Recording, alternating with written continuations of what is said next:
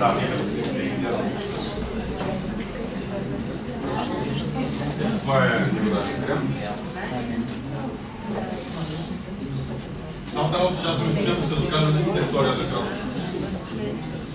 Ама само ако искате, защото днеска защото продуктите са само средства. Добре, 5 минути.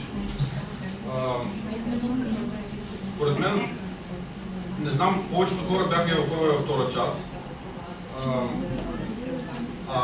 Заниманието Forever, бизнесът Forever, работата, която работим в Forever е тази, която е важна. Продукти са средства.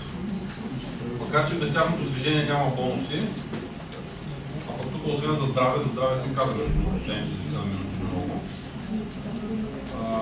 Повечето хора искат повече доходи.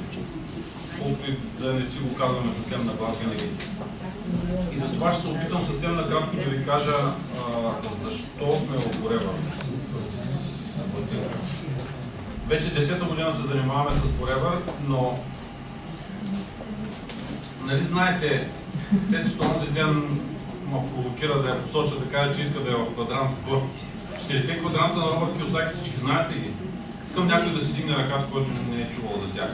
Не, който не е чувал. Има едни 4 квадранта, само ще ги нарисувам, няма да говоря за тях.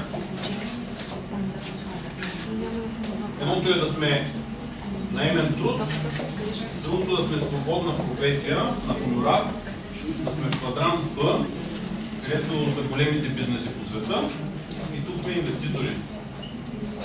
Цветанка каза, искам да съм в квадрант Б. Истината е, че всеки седящ в тази зала, който си мисли или иска да има бизнес с Forever, да работи Forever, да има отношение към тази компания, трябва психологически и всякак да стигне до квадрант Б. Това, което Цвети Семерджиева каза онзи ден. Цялата работа е, че 2003 година, когато се записахме с жена ми в Forever, нямахме почти никакви здравословни проблеми, както се казва, да чукаме на дърво. Искахме някакъв бизнес. И този бизнес да бъде някакъв, дето го няма никъде по света. Да нямаш счетоводител, да нямаш складови площи и какво друго да ви кажа. Във всички бизнеси знаете какво е. Да не иска голям първоначален капитал, поне 10 000 лева или повече. Да, аз ще ви кажа нещо, което беше много интересно. Ама чуйте, че е много важно. Едно, че нямах възможност, другото е, че не си представях да давам дори една работна заплата. Знаете ли, че обучението по тия 4 квадранта до какво ме доведе? Автора на това нещо казва, че за да си квадрант Б, аз пак ви казвам, бизнеса на всеки един от нас е в квадрант Б. Тук трябва да има повече от 500 човека. Аз познаех това нещо, исках го, днес продължавам да го искам с много по-голяма сила, между другото. В същото време, преди 10 години не си представях, че може да изтекат 30 дена и аз да се наложа да дам една работна заплата. Виждате ли какъв дисбаланс е това нещо?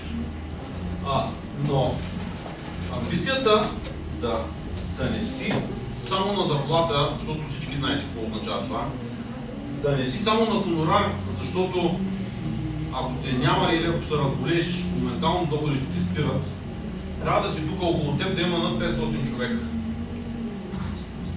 Пожелавам на всеки да го поиска, между другото. И след това да се развива, за да стигне като личностни качества до квадрант Б.